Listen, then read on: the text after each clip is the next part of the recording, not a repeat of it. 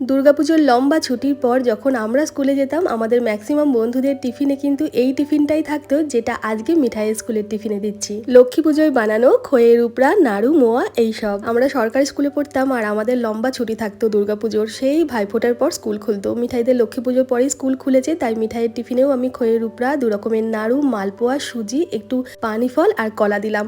আর স্কুলে যাওয়ার সময় একটা খিচুড়ি খেয়ে গেছে, যেটা গোবিন্দভোগ চাল আর মুগ ডাল দিয়ে বানিয়েছি। প্রেসার কুকারে এক সিটিতেই ঝটপট এটা বানানো হয়ে যায়। সর্ষের তেলে জিরে, তেজপাতা, শুকনো লঙ্কা ফোড়নে দিয়ে সামান্য কাঁচা বাদামটা একটু হালকা করে ভেজে নিয়ে এর মধ্যে দিয়ে দেবো কেটে রাখা আলুগুলো। সাথে টমেটো দিয়ে লবণ হলুদ দিয়ে হালকা করে আলুগুলো ভেজে নেব।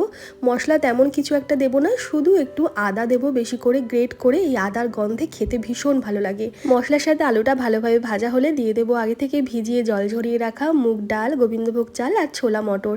এই চাল ডাল ছোলা মটর আমাদের লক্ষ্মী পুজোর নৈবেদ্যতে সাজানোর জন্য ভেজাতে হয়তো একটু বেশি ভেজানো হয়ে গেছিলো, যেটুকু রয়ে গেছিলো তাই দিয়েই এই খিচুড়িটা বানাচ্ছি। মশলার সাথে চাল ডাল ভালোভাবে কষিয়ে নিয়ে যতটা আমি চাল ডাল দিয়েছি তার থেকে একটু বেশি জল দিয়ে জলটা ফুটে উঠলে কয়েকটা চেরা কাঁচা লঙ্কা, সামান্য ঘি আর সামান্য চিনি দিয়ে নাড়াচাড়া করে প্রেসার কুকারের ঢাকনা বন্ধ করে একটা সিটি দিয়ে নামিয়ে নেব। স্কুলে যাওয়ার আগে এটাই এক হাতা দিয়েছি, সাথে একটু ঘিও দিয়েছি, একটা মাছ ভাজা দিয়েছি আর পাকা পটল ভাজা দিয়েছি, যেটা আমি ভীষণ ভালোবাসি আর মিঠাইকে খাওয়া শেখাচ্ছি।